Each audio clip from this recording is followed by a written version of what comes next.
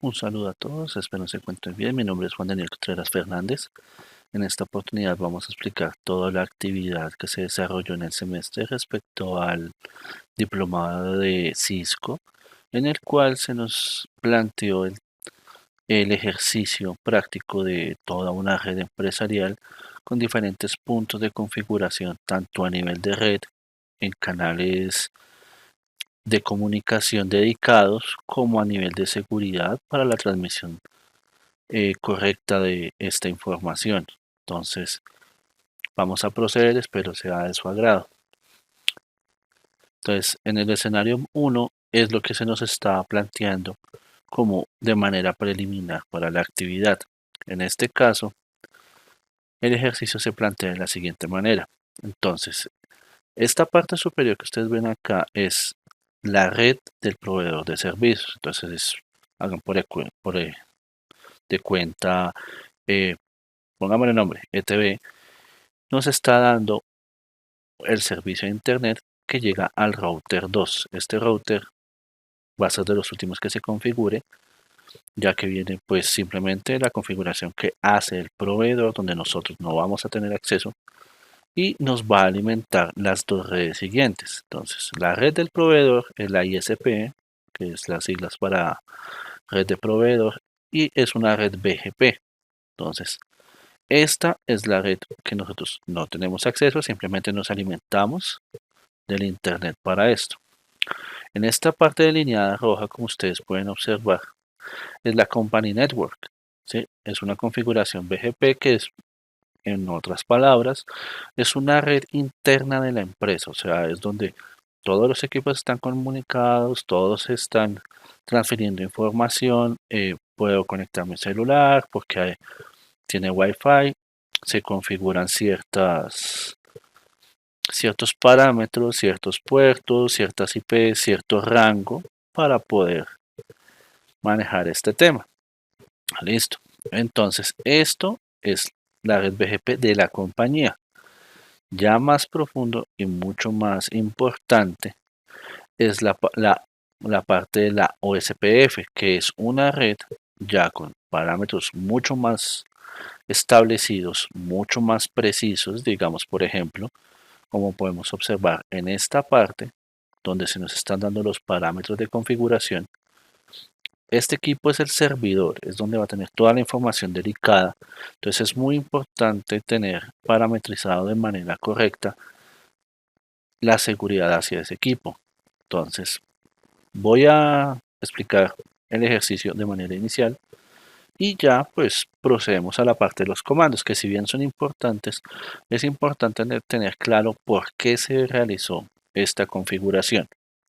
Entonces, la idea de esto que es, nosotros alimentamos con internet la red de la empresa, pero necesitamos que estos equipos tengan comunicación entre sí, pero el equipo servidor tenga un protocolo de seguridad que no todo el mundo se pueda comunicar con él, solo quien nosotros determinemos según los parámetros de configuración, lo cual es importante a niveles de seguridad. Estos dos equipos, como podemos observar en esta parte, están por DHCP. Nosotros pues ya tenemos IPs dinámicas, entonces automáticamente es conectar, se va a alimentar del internet, mientras que en este punto son IPs específicas dentro de cierto rango y ciertos protocolos para mantener la seguridad de la información.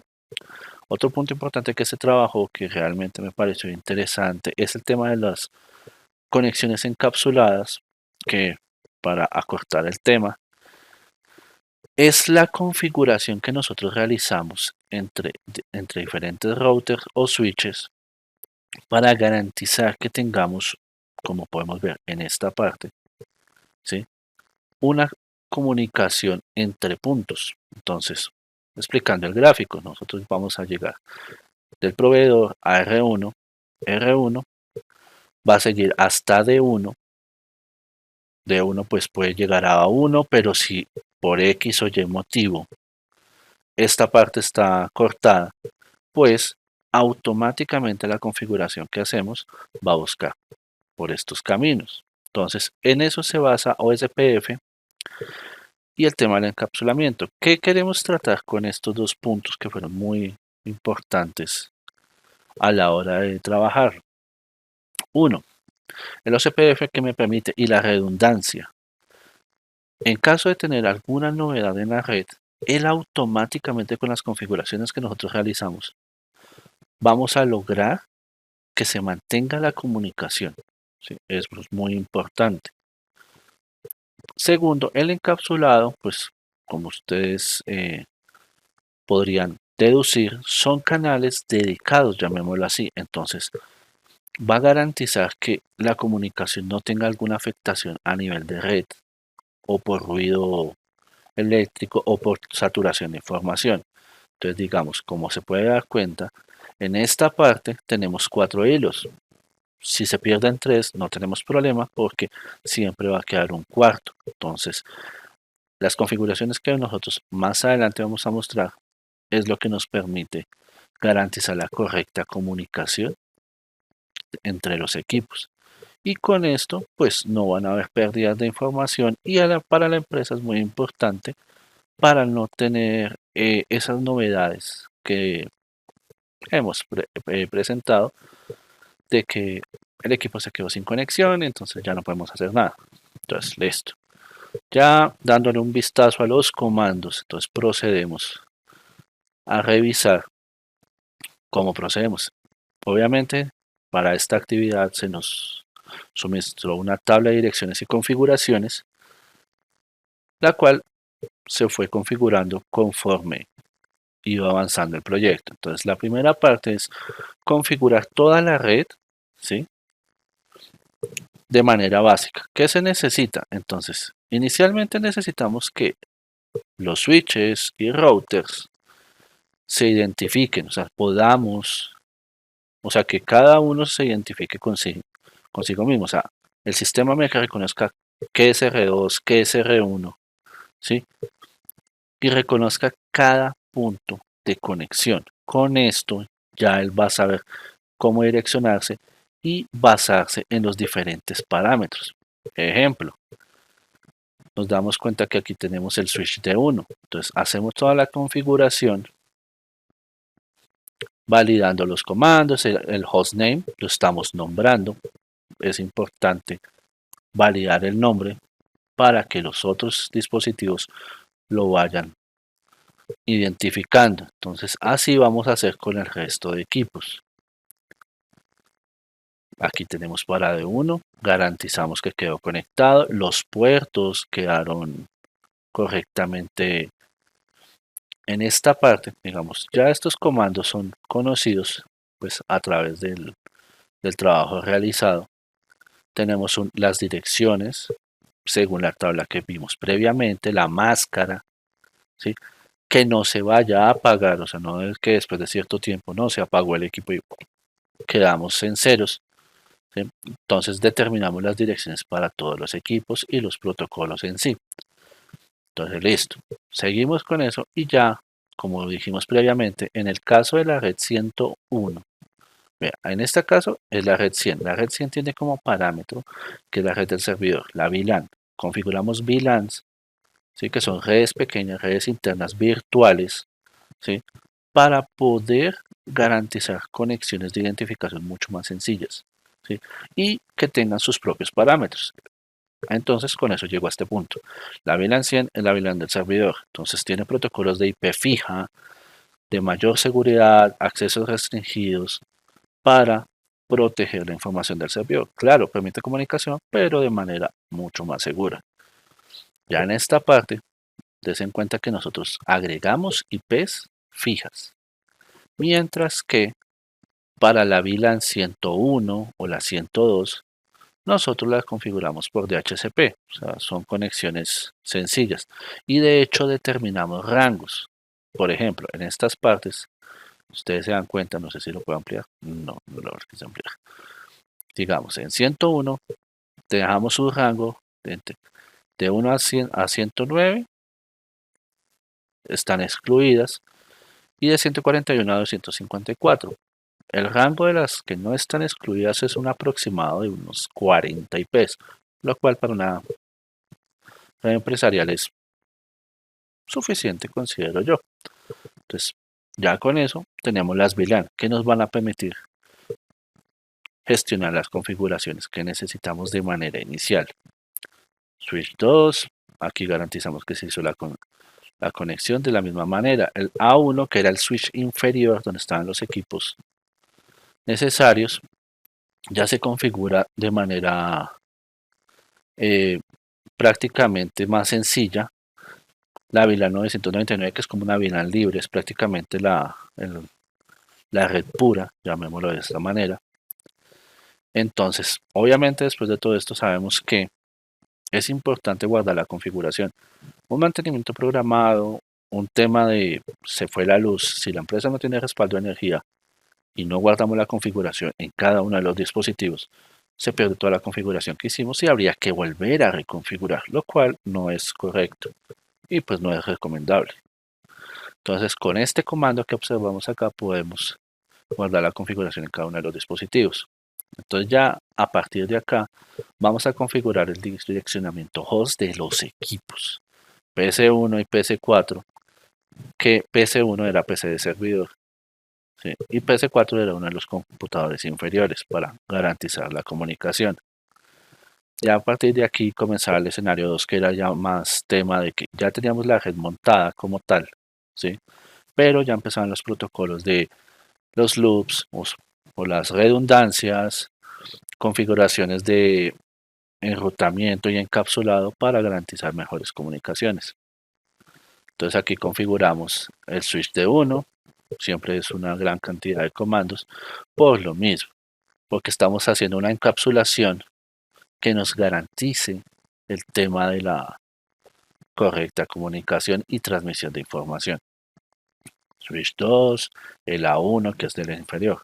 Entonces ya aquí trabajamos con los que son los otros dos equipos, que son PC2, que era el de la derecha, y el PC3, que era el inferior. Entonces aquí, como van por DHCP, porque están dentro de la VLAN 101 y 102, pues es una configuración prácticamente sencilla. Le estamos diciendo a la red, oiga, esto va por DHCP y él automáticamente nos muestra la programación y la IP, nos da gateway, nos da MAC, nos da la máscara.